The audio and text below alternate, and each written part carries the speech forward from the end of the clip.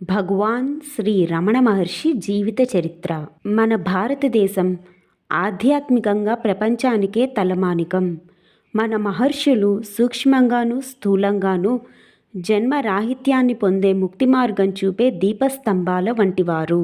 కొందరు తమ పూర్వజన్మ పుణ్యఫలం మూలంగా సాక్షాత్ భగవంతుణ్ణే గురువుగా ఆరాధిస్తూ ఈ కలియుగంలో అత్యున్నత స్థాయికి చేరి ప్రజలకు తమ జీవనాన్నే ఉదాహరణంగా చూపిన వారిలో శ్రీ రమణ భగవాన్ ప్రథములు. ఏ గురు శుశ్రూష లేకుండా శ్రీ అరుణాచలేశ్వరుణ్ణే తండ్రి గురువుగా తమ జీవితమే తపస్సుగా మార్చుకున్న ఋషి ఆయన. వారిని యావత్ ప్రపంచం గురువుగా భగవంతునిగా నమ్మింది. రమణ మహర్షి ఆధునిక యుగంలో ఆత్మ సాక్షాత్కారం పొందిన మహాపురుషులలో ప్రముఖుడు. ఆయన ఒక భారతీయ ఋషి, జీవన్ముక్తుడు.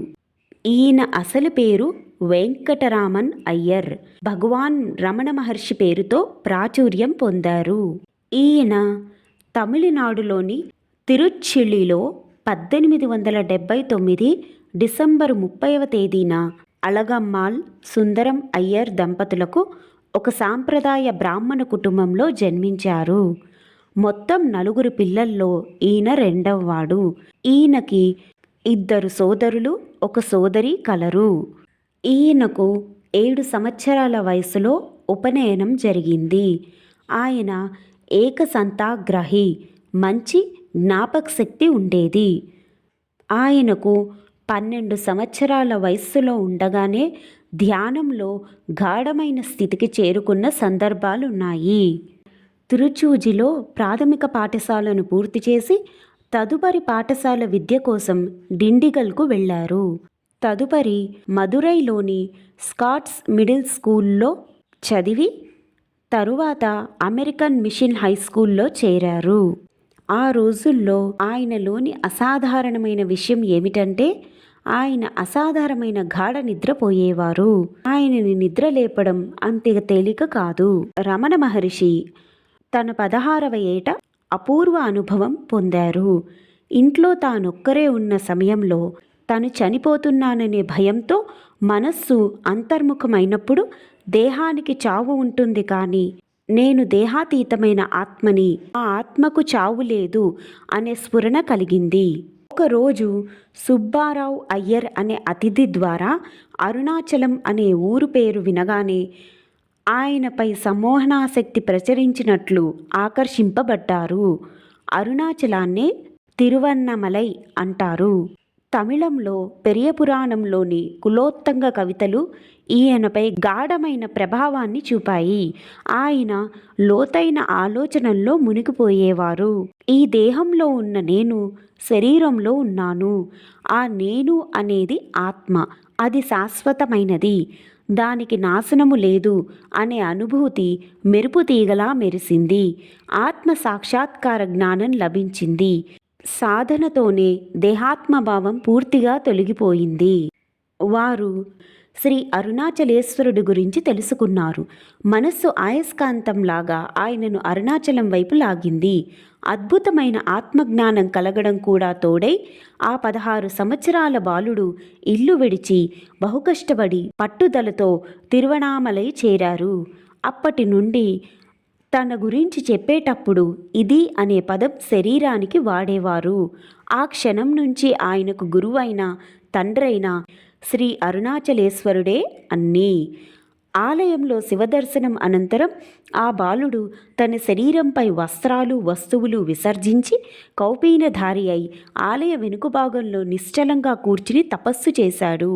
చుట్టుపక్కల సందడి, కోలాహలం వద్దని ఆలయ పరిసరాలలోనే పాతాళలింగం వద్దకు చేరి ఎన్నో నెలలు సమాధి స్థితిలో ఉండిపోయారు. జుట్టు అట్టలు కట్టి తొడలు పురుగులు కీటకాలు కొరికివేయడంతో రక్తం గడ్డగట్టేసిన స్వామికి ఇవేమీ తెలియలేదు.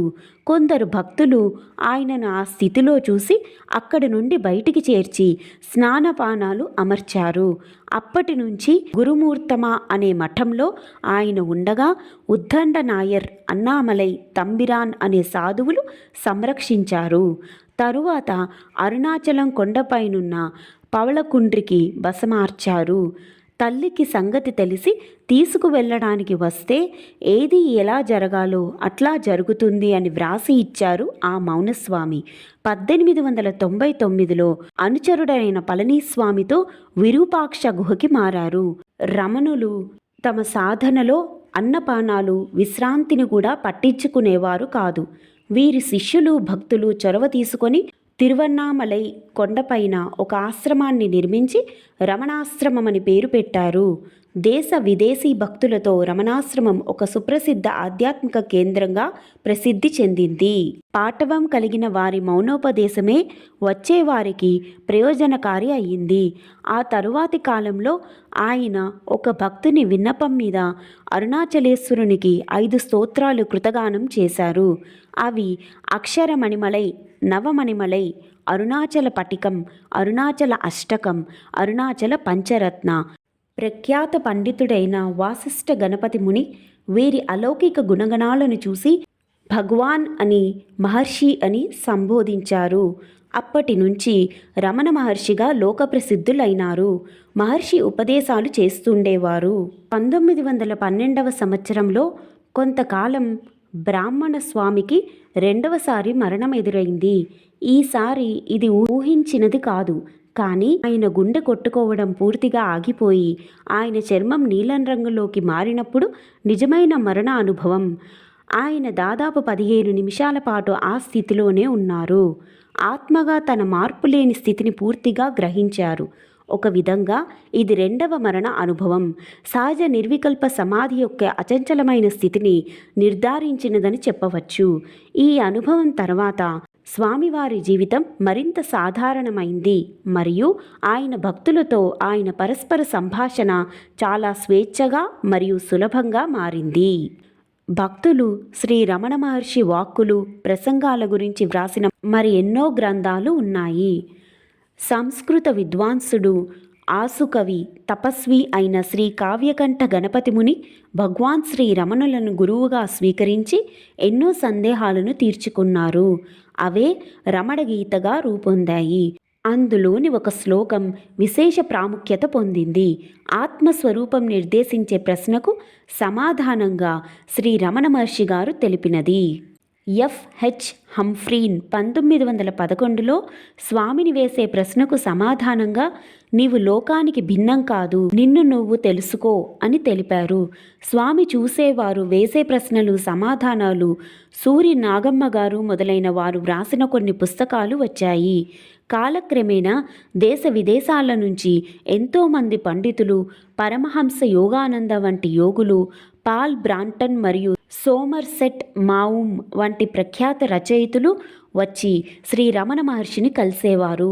మౌనంగానే తమ దృక్కులతో మహర్షి వారి సందేహాలను తీర్చేవారు. స్వామి రామదాస్ వంటి మహాయోగి కూడా శ్రీ రమణ మహర్షిని దర్శించుకొని అక్కడి అరుణాచల గుహలో కొంతకాలం ధ్యానంలో గడిపారు. ప్రఖ్యాత రచయిత శ్రీ గుడిపాటి వెంకటాచలం రమణ మహర్షి శిష్యుడై తమ జీవితం చాలా కాలం అంతిమ దశ వరకు అరుణాచలంలోనే గడిపారు. ఒక విదేశీ భక్తుడు ఆర్థర్ ఆస్బోర్న్ రమణాశ్రమం పత్రిక మౌంటైన్ పాత్ మొదటి సంపాదకునిగా 1964లో పనిచేశారు. అందరికీ ఆశ్రమంలో పరమశాంతి లభించేది. అక్కడ నెమళ్ళు, ఆవులు, లేళ్ళు, కోతులు, కుక్కలు, మరెన్నో జీవులుండేవి. దేశ, జాతి, కుల, మత భేదాలు లేకుండా అందరూ మహర్షిని దర్శించుకునేవారు. వచ్చిన వారందరినీ అత్యంత ప్రేమాదరణతో చూసేవారు.